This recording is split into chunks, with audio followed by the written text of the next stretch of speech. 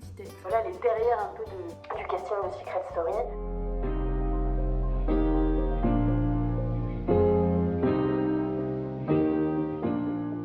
Ce qu'il faut savoir aussi, ils le faisaient pas forcément avant, mais comme il y a eu quelques soucis pour certains candidats, ils nous font, mais ça c'est une excuse, ils nous font passer des tests un peu spéciaux, c'est-à-dire qu'on va rencontrer une psy et une psychiatre. Et la psy d'ailleurs, ils font le test qui est un nom un peu compliqué, mais donc du coup je vais pas vous le dire et surtout j'ai oublié le nom de ce test. C'est le test des taches d'encre et il faut dire ce qu'on voit quoi. Sauf que bah, c'est très gentil, moi le truc des taches d'encre, moi j'ai parlé, donc elle m'ouvrait le machin, je vous disais que je voyais que des animaux alors que dans ma tête je voyais des trucs trop glauques.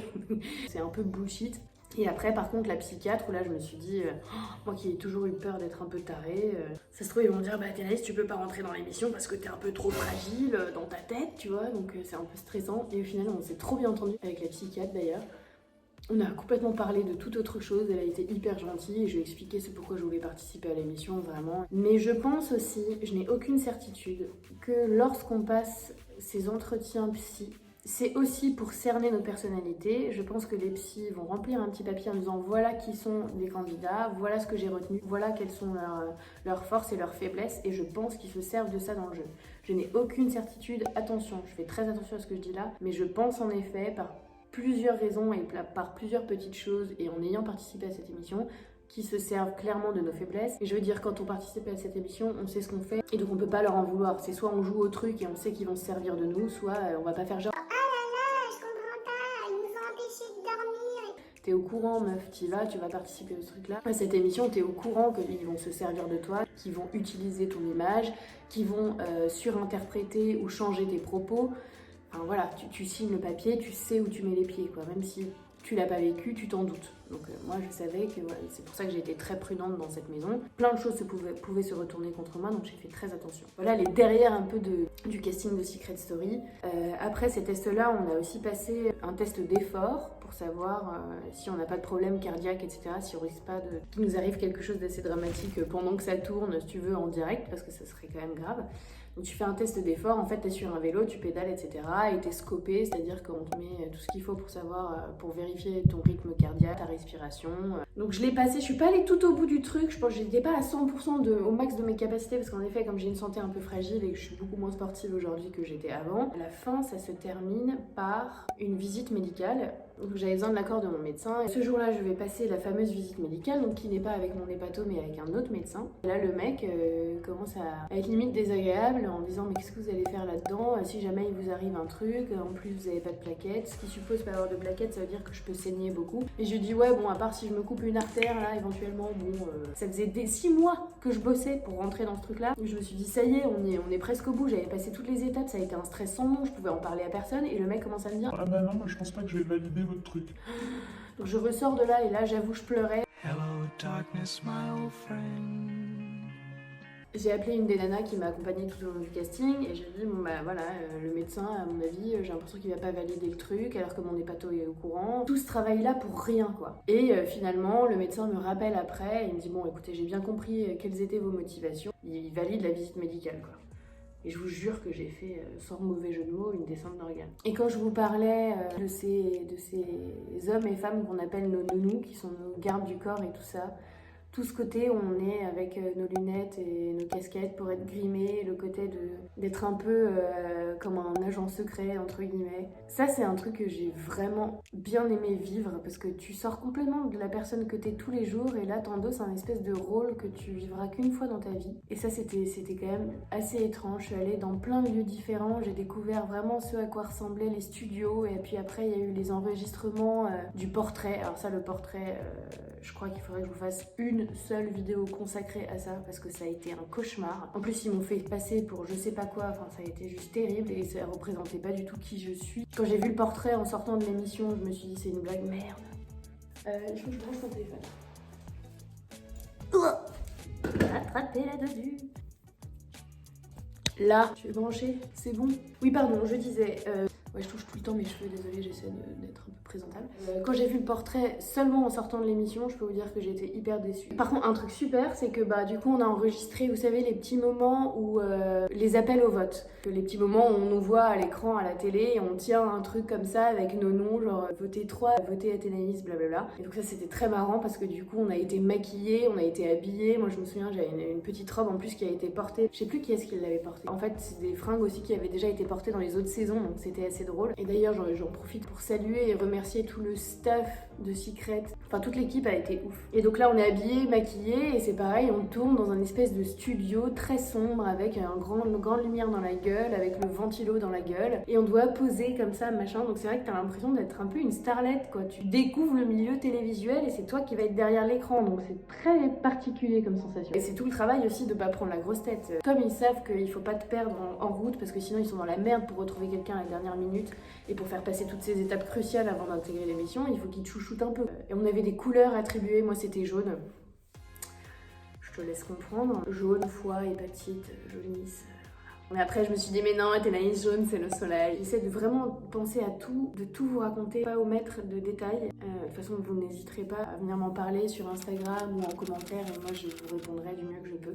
J'ai passé 6 mois de ma vie à faire semblant d'être une personne que je n'étais pas vraiment, à devoir mentir un peu à mes proches pour intégrer cette émission, à me remettre en question, à savoir Athénaïs, est-ce que tu veux participer à cette émission vraiment pour parler du don d'organes ou est-ce qu'il n'y a pas un petit côté en toi qui veut faire parler de toi en fait, qui veut exister. Donc moralement c'est très particulier, il y a beaucoup de remises en question, j'avais peur de pas être à la hauteur, j'avais peur en fait d'être très égocentrique et de faire ça pour moi. Et ça c'est cette question a trouvé sa réponse très vite quand j'ai intégré Secret parce que en fait chaque matin quand je me réveillais je pensais qu'à ça, je me disais si les gens ne m'apprécient pas, ok ça sera difficile à vivre mais c'est surtout s'ils m'apprécient pas et qu'ils me disent Athénaïs je refuse de donner mes organes parce que t'es vraiment une petite conne, ça c'était invivable pour moi. Et du coup je me suis dit ouais ok c'est cool, t'es vraiment rentrée dans cette émission pour parler du don d'organes et ça m'a vraiment rassurée quant à ma personne parce que c'est normal de se poser la question, est-ce que je fais pas ça un peu pour me sentir exister quoi. Heureusement j'ai été rassurée. J'ai passé ces 6 mois, je me souviens, je travaillais comme hôtesse à Roland Garros lorsque je vais l'appeler A,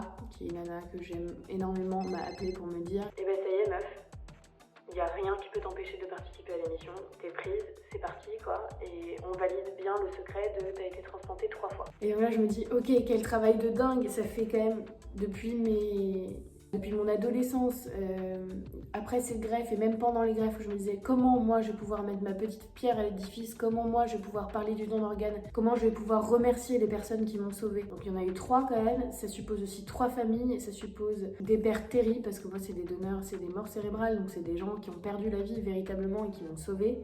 Je peux pas les rencontrer, et il fallait que je les remercie, c'était important de les remercier, il fallait que j'en parle et comme je disais, je remercie aussi toutes les équipes médicales, du manipulateur radio à ceux qui font le ménage dans la chambre, aux chirurgiens, aux infirmiers, aux aides-soignants, à l'anesthésiste, enfin tout quoi. Et je me rends compte de tout ça.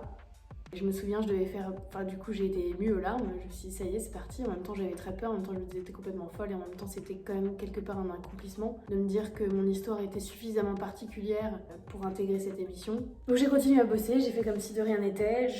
J'en ai parlé, je crois, que à 2 personnes très proches, dont le mec, mon copain très proche de l'époque, qui m'avait motivée pour passer les castings. Donc, ça, je le remercie aussi parce que sans lui, j'y serais pas arrivée. Ma sœur aînée qui a géré avec deux potes tous les réseaux sociaux quand j'étais à l'intérieur de la maison et sans eux voilà ça aurait pas pris la jolie ampleur que ça a pris à ma sortie. Et maintenant je vais vous parler d'un dernier truc assez cool et assez étrange. Quand tu valides tout ça, tu prépares tes valises et tu vas partir pendant 3 jours avec, vous vous souvenez des nounous, garde du corps et tout ça. Moi en général c'était des hommes, sauf que là on reste 3 jours dans un hôtel coupé du monde avec cette nounou. Donc évidemment comme j'étais dans la chambre d'hôtel avec la personne, c'était une femme avec qui on s'est très bien entendu. C'était 3 jours coupés du monde, pas de téléphone, rien, sous surveillance avec cette personne qui nous garde entre guillemets. C'est pour ça qu'on les appelle les nounous. Pas le droit de sortir, pas le droit de regarder la télé, pas le droit de lire les magazines parce qu'en fait ils commencent à balancer des informations sur tous les candidats et nous on n'a pas le droit de voir parce que sinon ça spoil le jeu encore une fois, et c'est comme le travail avec les journalistes où on doit être lunettes casquette avec le nom de code, on doit pas être démasqué parce que sinon on peut pas rentrer dans la maison quoi, sinon ils dévoilent tout dans la presse. Là c'est pareil, ils commencent à lâcher les infos de Secret, l'émission va commencer, ils commencent à montrer quelques visages, à parler des secrets, nous on peut pas voir tout ça. J'ai passé 3 jours à faire un peu de sport, à dormir, à lire des bouquins, à aller me balader, et encore on pouvait pas trop sortir, avec cette fameuse nounou qui a été vraiment géniale. À la veille du live, du lancement de l'émission, là on a le droit d'avoir un coup de fil. Et je crois que j'ai appelé ma maman. Ah putain. Et je lui ai dit. Et là je suis émue parce que ma mère est plus là aujourd'hui quoi. Bref, et donc j'ai passé un dernier coup de fil avant de rentrer dans cette émission. Donc j'ai eu ma maman et je crois que j'ai appelé ma sœur et mon pote. Désolée pour l'émotion. Et donc là j'ai ce dernier coup de fil et puis ça y est, le lendemain c'est parti. J'arrive dans les coulisses de l'émission. Tous les candidats sont rassemblés, mais on peut pas se voir. On est chacun dans une pièce. Dès qu'il y en a un qui doit sortir, un de nous qui doit sortir pour aller aux toilettes ou quoi que ce soit, on entend les nounous de chaque personne respective qui gueulent « On bloque !» C'est genre, on peut pas sortir parce qu'on doit toujours pas se croiser, comme on n'est pas rentré dans l'émission et tout, donc ça c'est aussi énorme. Et là t'as vraiment l'impression d'être une resta. On avait bien choisi ma tenue avant, et ma tenue attitrée, je sais pas si vous vous souvenez, j'avais des bottes marron avec des franges, j'avais un look un peu trop bien, pardon j'ai fait bouger mon téléphone.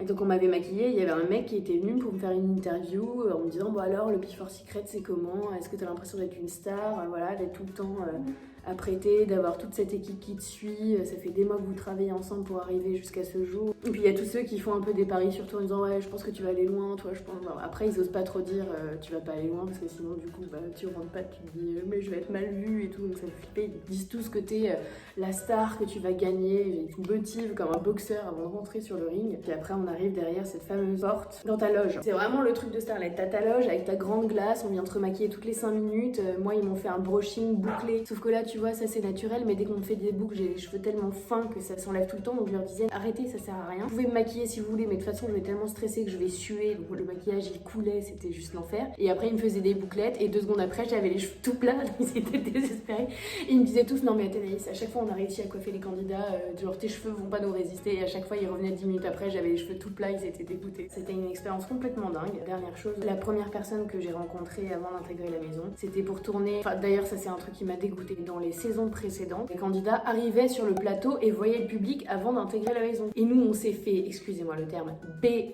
on s'est fait on s'est fait avoir. C'est ça qui me chauffait, c'était de voir les gens avant d'être enfermés dans ce truc de taré. Et en fait, bah non.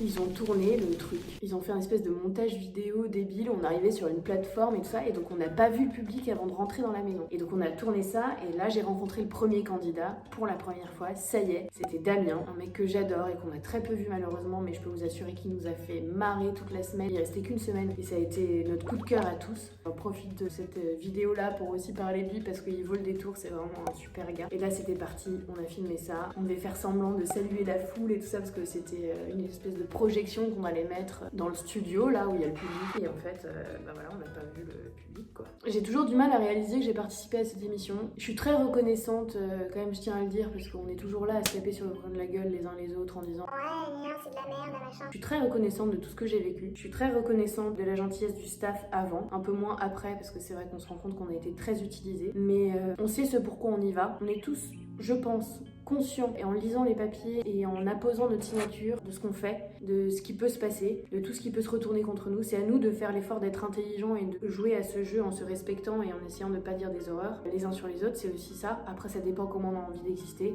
Je suis aussi très reconnaissante d'avoir rencontré des personnes que j'aurais jamais rencontrées dans d'autres situations. Il y a beaucoup de personnes qui m'ont touchée parmi les candidats. Évidemment la vie reprend son cours et puis certains sont vraiment ont explosé, sont devenus des vrais acteurs de télé-réalité ou qui aujourd'hui réussissent dans ce milieu de youtubeurs. Et je suis très heureuse pour eux, je les sens assez épanouis. Voilà, c'est quelque chose qu'on n'oublie pas, c'est quelque chose qui va tous nous lier quelque part, même s'il y en a certains qui m'ont oublié, moi je les oublie pas. Ça a été très fort. Je suis très reconnaissante de l'intelligence du public à mon égard, même si évidemment je ne peux pas plaire à tout le monde.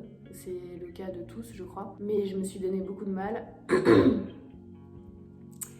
émotion. Je me suis donné beaucoup de mal et c'est une expérience que je regrette pas. Je vous remercie tous d'avoir eu la patience de me regarder. J'espère que cette vidéo vous aura plu. N'hésitez pas, évidemment, je suis obligée de passer par là, à liker, à partager, à commenter. J'aimerais bien avoir vos retours. Posez-moi toutes les questions que vous souhaitez. J'y répondrai avec toute ma franchise qui me caractérise beaucoup. Même si j'ai plein de défauts, je n'ai pas celui de mentir. Merci d'être là. Merci de faire vivre ce projet qui est dans ma tête depuis des années. Je vous embrasse tous très fort. Prenez soin de vous et des autres. Et voilà, je pense qu'on a fait le taf là.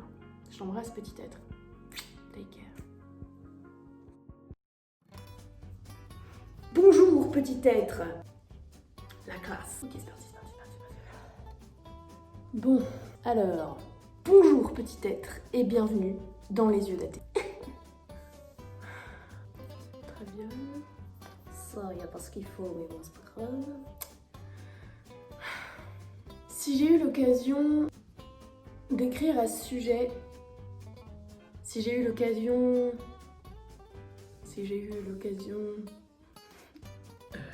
même si j'ai un peu, voilà. Bonjour petit être. J'ai eu les... ça me s'en fout. J'ai 28, 9, 30, 31. Ouais, je touche tout le temps mes cheveux, désolée, j'essaie d'être un peu présentable. Mais tu vois, il est sympa ce collier, mais ils sont... Voilà. Et là, j'entends, oui, bonjour Athénaïs, c'est... Oh merde, je dois pas dire le prénom. Prenez très soin de vous. Prenez très soin de vous. On sent que la fille est fatiguée.